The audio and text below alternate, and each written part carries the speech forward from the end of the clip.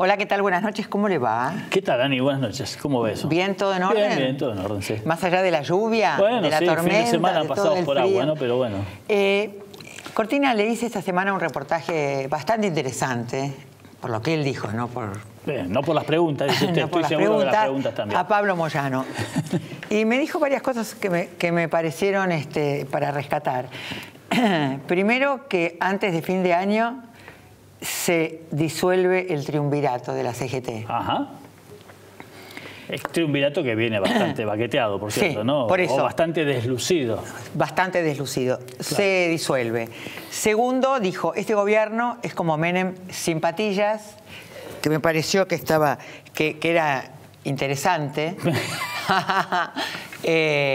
Bueno, y después el tema de la movilización, ¿no? Porque no cumplieron con nada. Claro. El gobierno no cumplió con nada. Claro. Y justo era la semana donde subió la nafta y había subido el dólar. Claro. Entonces, daba la sensación de que pelearon por las paritarias, pero que ahora igual se quedaban cortos con las paritarias. Esta es la sensación que tenían, ¿no?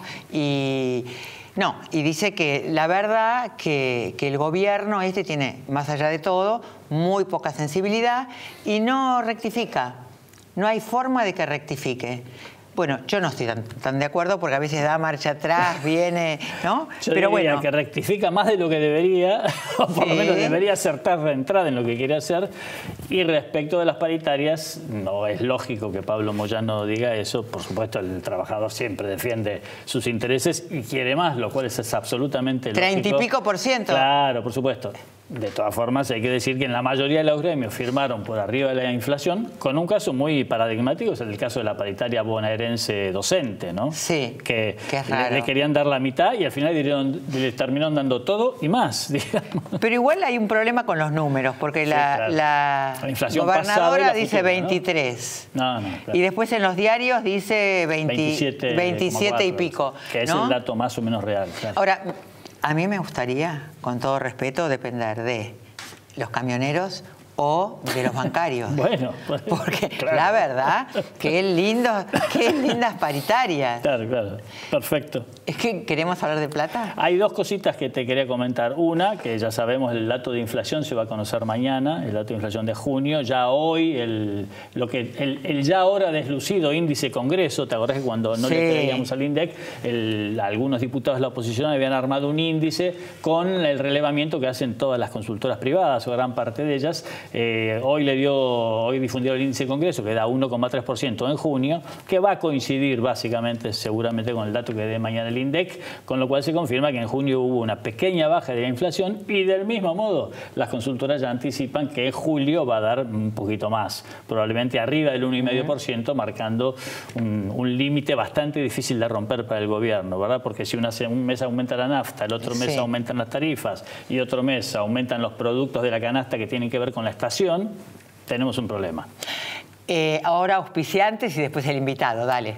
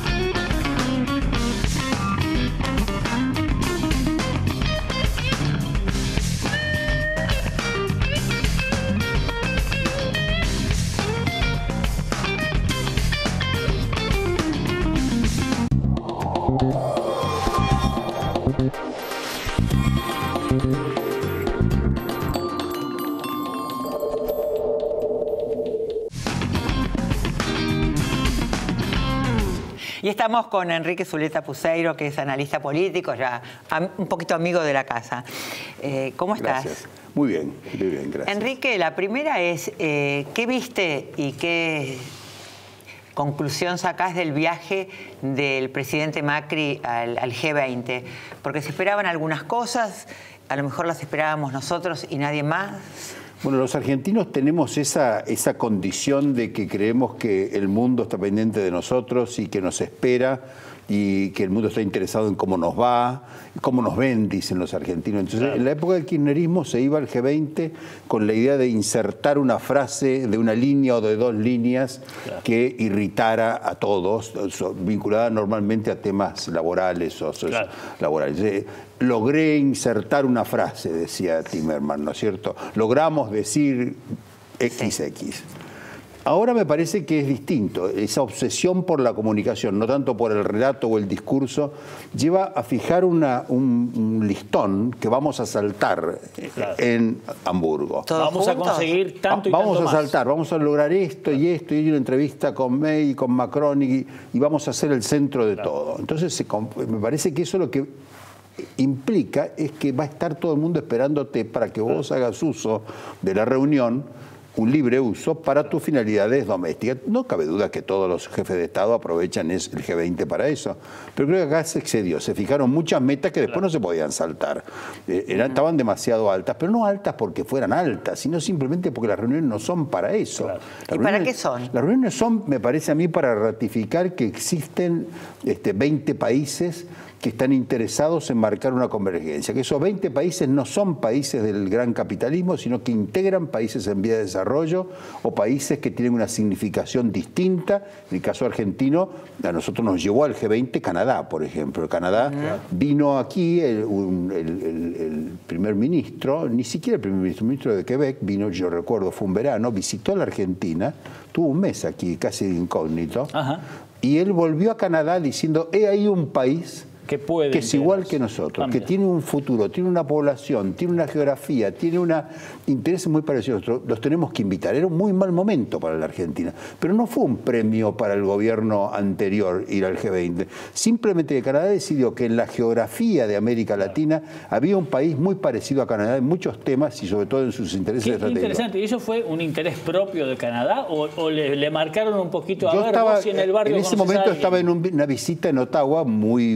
vinculada a cuestiones oficiales, así que pude percibir eso. Claro. Había llegado alguien, claro, que era una figura muy importante y le había sugerido a la primera ministra, ajá, en aquel momento, creo que era primera ministra, tenemos que, porque ellos eran muy importantes, Canadá siempre, claro, fue muy importante, claro, en el G20, sí, y creo que Argentina entró allí, entró bajo observación, porque al poco tiempo Argentina reveló que lo que le estaba interesado era convertir al G20 en una especie de capítulo de una revolución mundial que estaba llevando a cabo la Argentina. Me parece, claro, que eso, claro, la verdad, nos llevó a desaprovechar muchísimos años de, claro, G20 donde podríamos haber tenido un ámbito de expresión de nuestros intereses muy grande.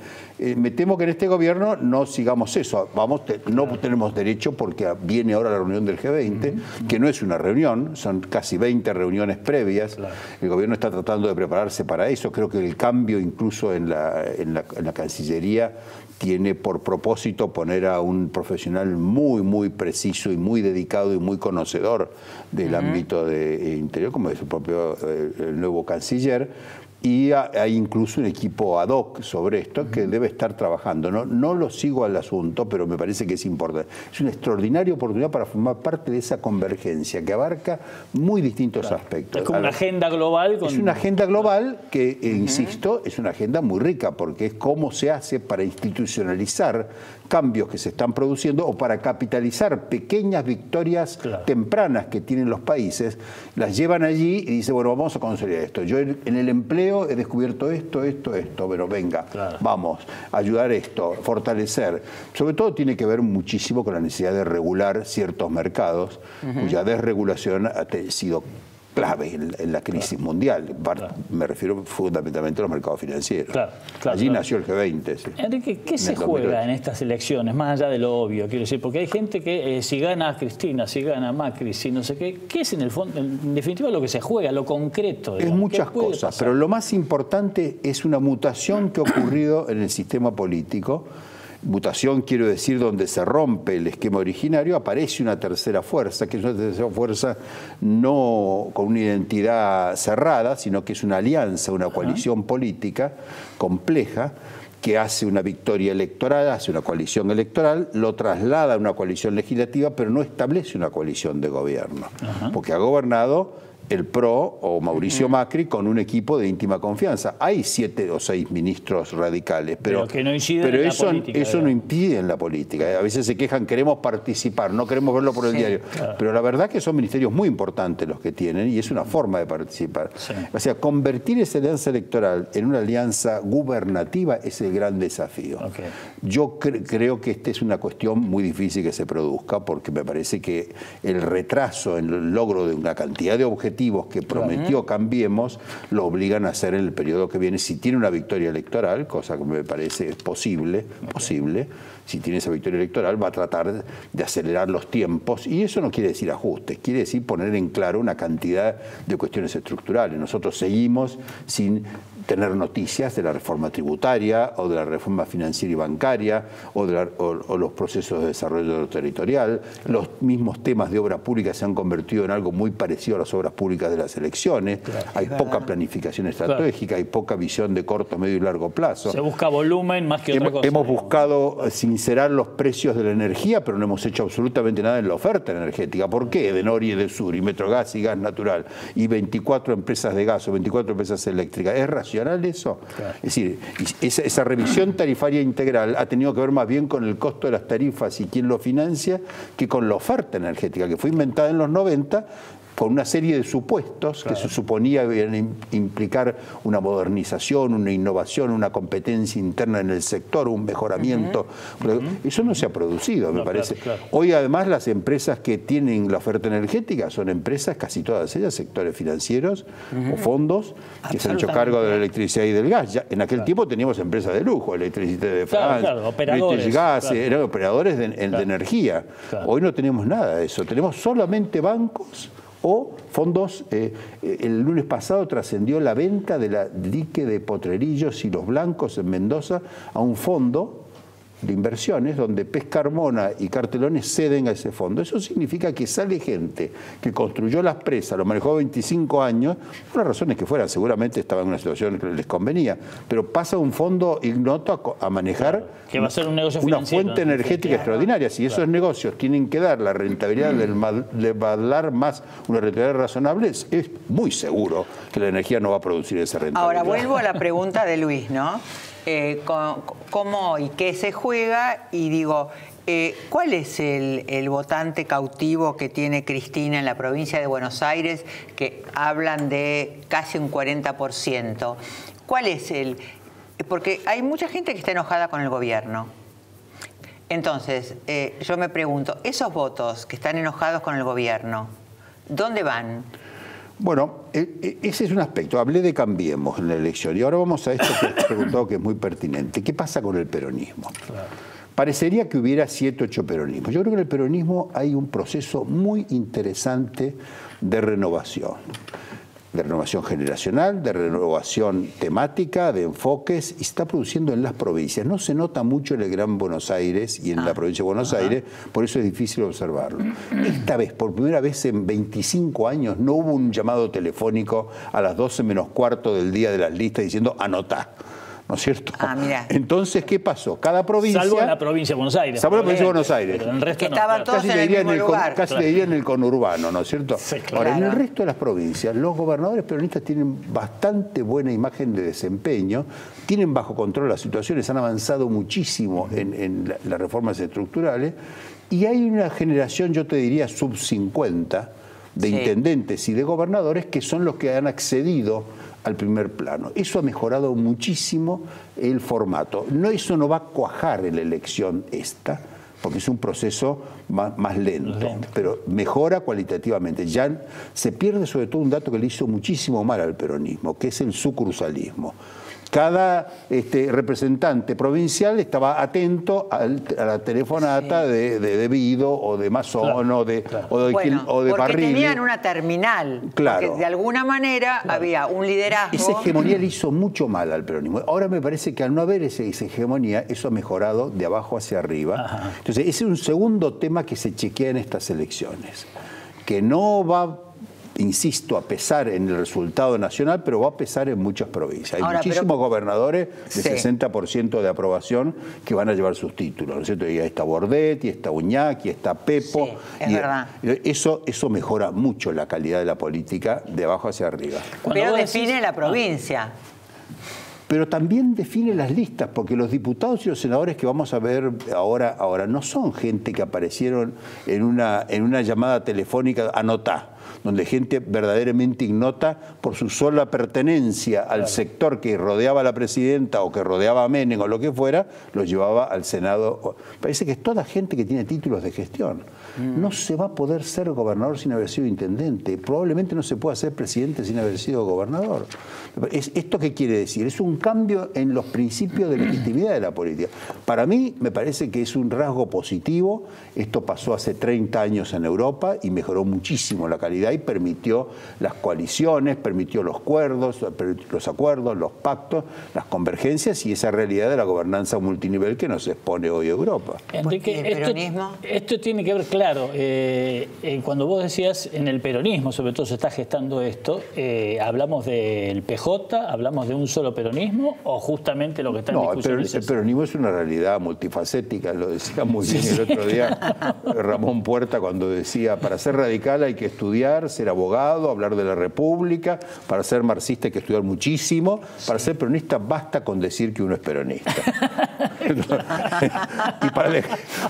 y no basta con decir no soy peronista para dejar de ser peronista, ¿no es cierto? Claro. Eso hace que esta realidad sea una realidad multiforme, no ambigua. Creo que hay una visión de fondo del poder, sobre todo una forma de ejercitar el poder. Claro.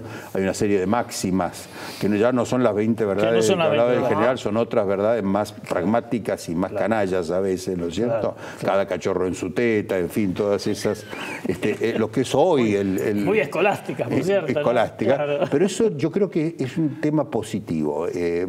La otra cosa que se está jugando en esto es las ideas económicas que pretenden una legitimidad sin necesidad de la institucionalidad que las acompañe y que las consolide. Eso nos pasó en los 90, nos pasó en la época de Kirchner. Grandes cambios que podrían haber sido muy positivos. La falta de institucionalidad los hizo efímeros, volátiles. Tenemos que ir a un corte, pero quiero dejarte una pregunta, ¿no?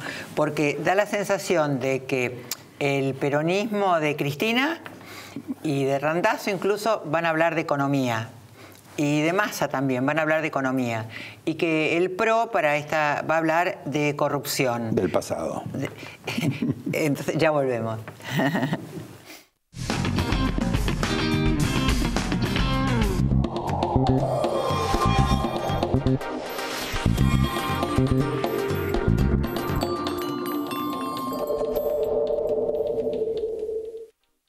Si un vecino tiene un buen gesto, agradecéselo sacándote un agradeselfie o sacale una foto haciendo eso que querés destacar.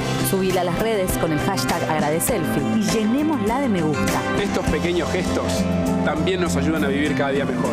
Convivamos, Buenos Aires.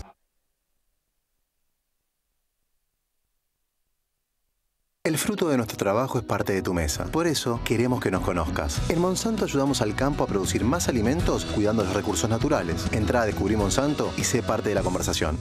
ICBC, Industrial and Commercial Bank of China. El futuro nos inspira. ExxonMobil, líder en tecnología para la operación segura y eficiente de recursos no convencionales de gas y petróleo, está contribuyendo con el progreso del país desde sus operaciones en la provincia de Neuquén. Invertimos en la mejor tecnología para conectar a los argentinos. Grupo Telecom. Préstamos personales de hasta 500.000 pesos a tasa fija. Cumplí tus sueños con Banco Provincia.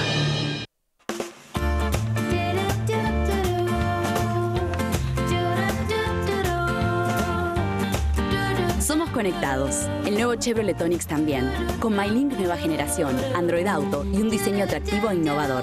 Otra de esas cosas que hacen que el mundo sea mejor. Chevrolet. Find New Roads. Pensá en lo que vas a poder hacer con lo que ahorrás. Aprovecha hoy mismo esta promo de Provincia Seguros y llévate un 30% de descuento con el seguro de tu 0 kilómetro, camioneta o 4x4. Llama al 0810-222-2444. Consulta con tu asesor de seguros o en nuestras sucursales. Nuestro compromiso es con vos. Provincia Seguros, una empresa del Grupo Provincia.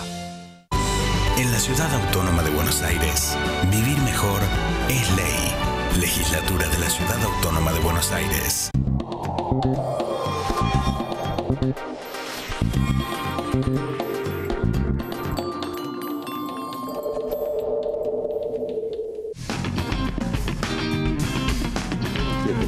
Acá estamos con Enrique Zuleta Puseiro, analista político. Y la pregunta, Enrique, era, a ver, si del lado de la oposición van a hablar de economía, de plata, de lo que no alcanza, de lo que le falta, etcétera. Y del lado del gobierno van a hablar de corrupción. ¿Crees que es así un poco? Sí, la verdad de las cosas es en realidad el fracaso de ambos de haber logrado instalar mejor sus respectivas agendas. Al gobierno le hubiera convenido hablar de lo que está pasando y lo que va a pasar en el futuro y que esta dinámica que está ocurriendo se consolide y acompáñennos porque necesitamos el salto que tenemos que dar, es un salto de calidad y explicar. Como eso no ha ocurrido y serias dudas sobre la política económica, se quedó sin buenas noticias, digamos. Va a incentivar otro factor importante que es la idea contra ellos. En el gobierno sorpresivamente se ha encontrado con argumentos económicos, porque la verdad de las cosas es que no los tenía. No los tenía, pero el retraso en la lucha contra la inflación y la postergación de las reformas estructurales y la impresión de mucha gente de que falta mucho y las dudas acerca de que eso se pueda resolver, le han dado, me parece, a la oposición una agenda inesperada, para la cual no creo que esté del todo preparado. Muchos de los candidatos tienen que ver más bien con la formación que les dio la etapa Kicillof, la etapa de la Cámpora, que no es una etapa de buenos discursos económicos adaptados a la Argentina actual. Pero se han encontrado de pronto, y es una campaña mínima. Nunca hubo una campaña de menos de un mes como es esta. Uno dirá, ¿son las PASO? No, claro, muchos creen, por ejemplo, Vidal lo ha expuesto varias veces, que esta es una especie de primaria. Que al principio el acordeón se va a abrir y va a haber muchas opciones, y después en la segunda vuelta se va a polarizar como si fuera un balotaje.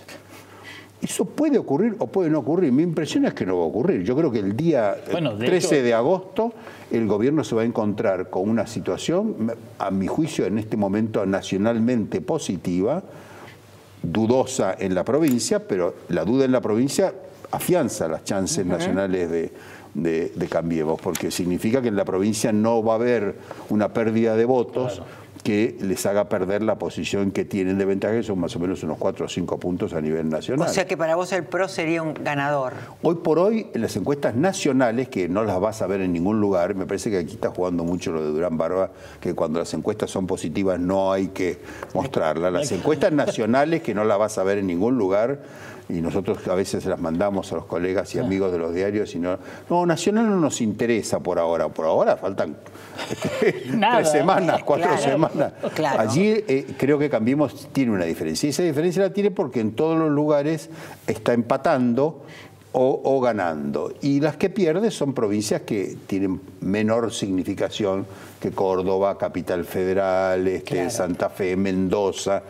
Son lugares donde el Cambiemos va a ser una buena diferencia. A eso apuntaba un poco al principio, cuando hablábamos de qué se juega ahora, porque me parece que tenemos que mirar a cómo quedan las cámaras legislativas, ¿no? Tanto diputados como senadores. El gobierno ya sabe que no va a tener mayorías legislativas propias, que va a tener que trabajar sobre la base de 2 cosas. En primer lugar, esa especie de construcción de geometría variable, que a veces es un cubo y termina siendo una esfera y va a tratar de hacerlo. Creo que está muy preparada la oposición para acompañar algunas cosas y no acompañar otras, en las cuales tengo serios temores sobre la reforma tributaria. Perdóname, ¿pero mejor que ahora o peor que ahora? Creo que va a andar mejor ahora por el tipo de reformas que tiene por delante. Además, ha decidido no tocar el gobierno ciertas cosas fundamentales, que son todo el sistema de protección social, en todo caso mejorar incorporarlo, se ha resignado. Había muchísimas ideas fundamentalistas sobre el sistema de protección social, sobre los planes, sobre la necesidad de auditarlos. Eso no se escuchó hablar más. Me parece que eso hace que la oposición acompañe muchas reformas de este tipo.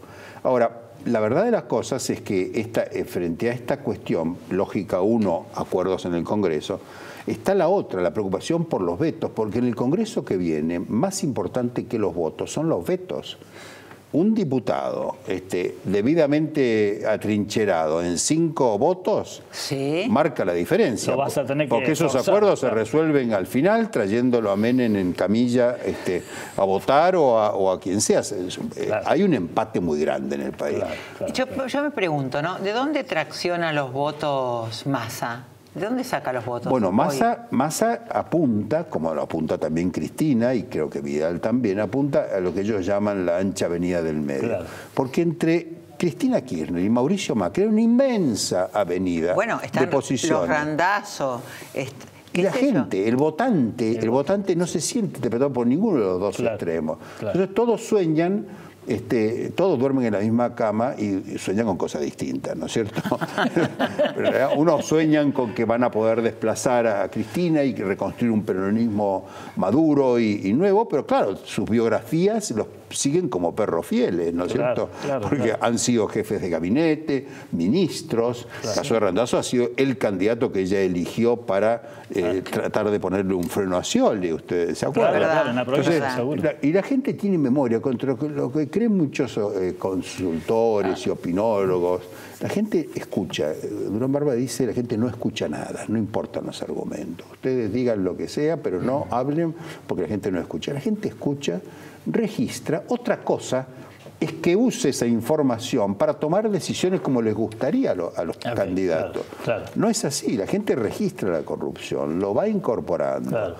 ¿Cuándo va a disparar el dardo ese que va a penetrar la coraza de los corruptos? No lo sabemos. Va a ser en un momento determinado, pero por este momento... Además escucha, como decíamos antes en Fuera del Aire, escucha la corrupción de todos lados, no solamente la que uno quisiera. Por eso, muchas figuras que se revisten del carácter de fiscales los han visto en las listas electorales de casi todos los partidos en los últimos 20 años. O los ha visto formando parte de los elencos económicos o del establishment. Entonces la gente registra eso, tiene una memoria impresionante. Es un país que tiene memoria. La gente cree que no tiene memoria, que somos como los alemanes, que no vieron nada, y no es así. Creo que los argentinos tienen realmente esa memoria.